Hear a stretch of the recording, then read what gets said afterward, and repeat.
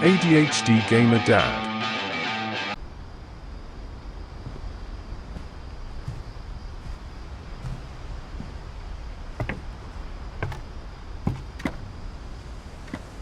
On the way back from Lewis's funeral, my mom told me to start packing. She waited until the day before we left to tell Edie. I'm not sure if she wanted to make it easier or harder.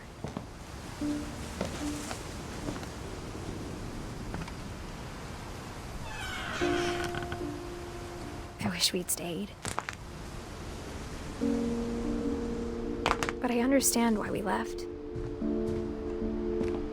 My mom ended up leaving everything behind. What happened that night had been coming for a long time. Maybe it should have come sooner.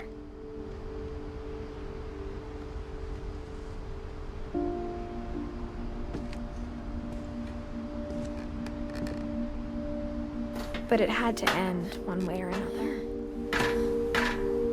All that's left now is to tell you about that last night.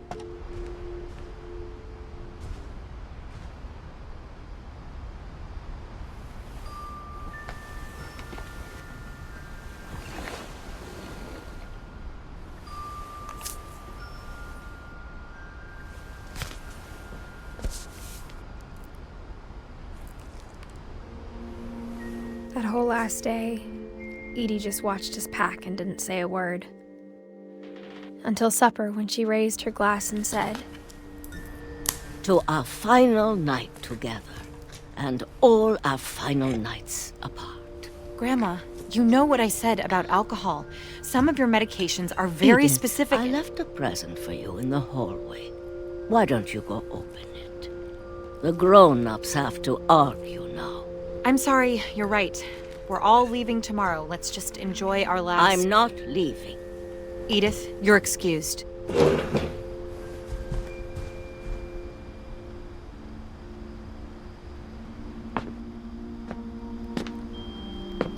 The power had been shut off that morning, but Edie always had plenty of candles. When my mom sealed the library, I don't think she knew about the other entrance, or that Edie had a key to it.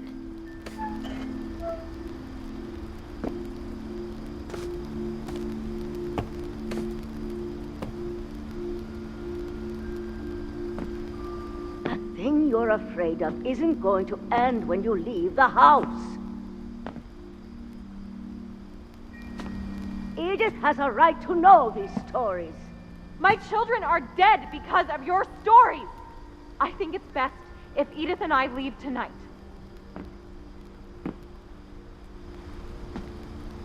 We'll have the nursing home send a van for you in the morning, okay?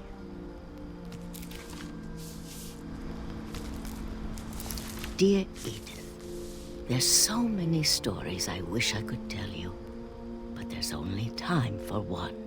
This is about what happened on the night you were born. That night, the tide went way, way out.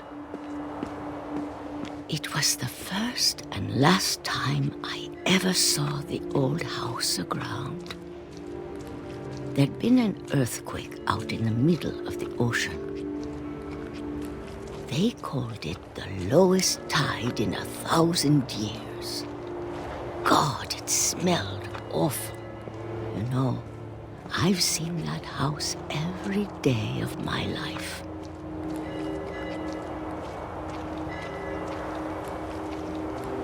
But I never thought I'd go back to it. When the fog rolled in, I lost my way.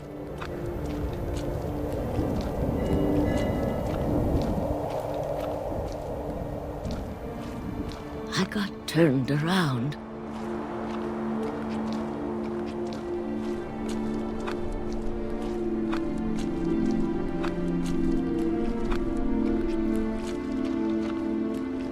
For a while, I wandered.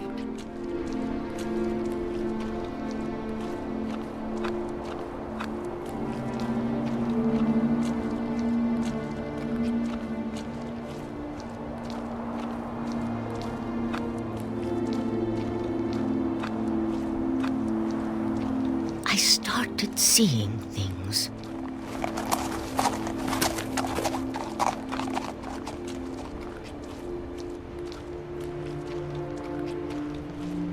Things I'd forgotten had ever existed.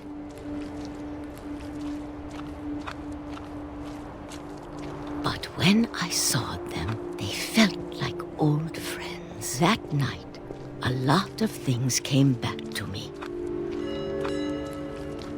Or maybe I came back to them.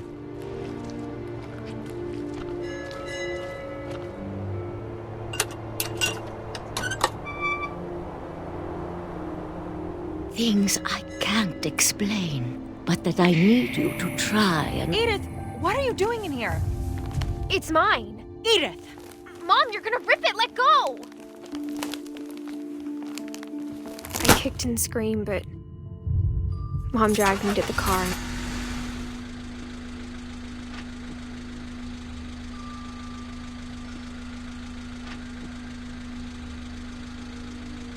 I never saw Great-Grandma Edie again. The next morning, the band came to pick her up, but she was already gone. After that, we moved around a lot.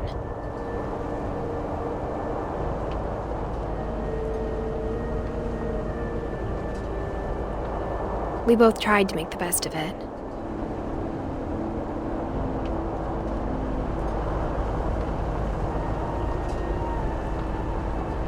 A few years went by.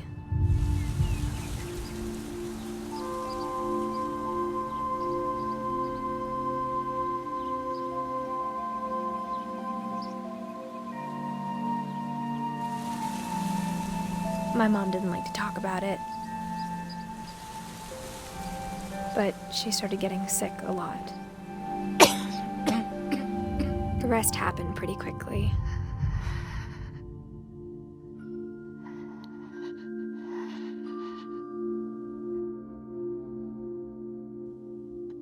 She got better for a while,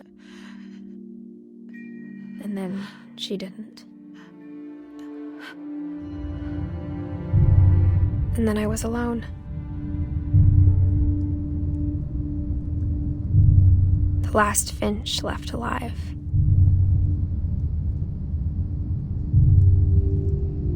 Until I found out about you. I'm still not sure what to tell you about all this. If we lived forever, maybe we'd have time to understand things. But as it is, I think the best we can do is try to open our eyes.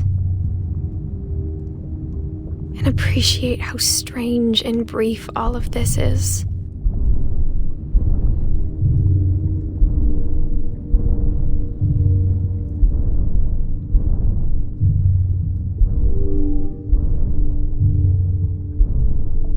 This journal was supposed to be for you.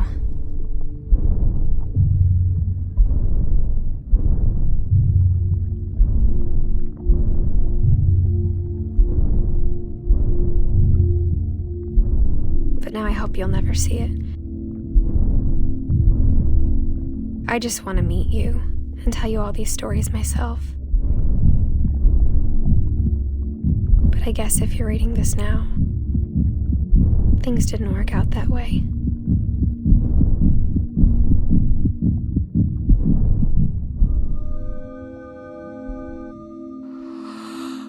This is where your story begins.